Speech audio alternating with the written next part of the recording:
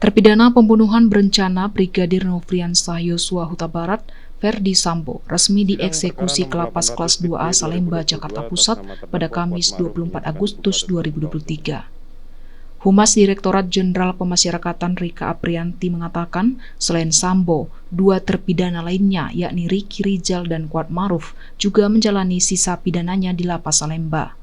Penempatan Ferdi Sambo CS sudah dilakukan sejak Kamis 24 Agustus 2023 pukul 17 waktu Indonesia Barat.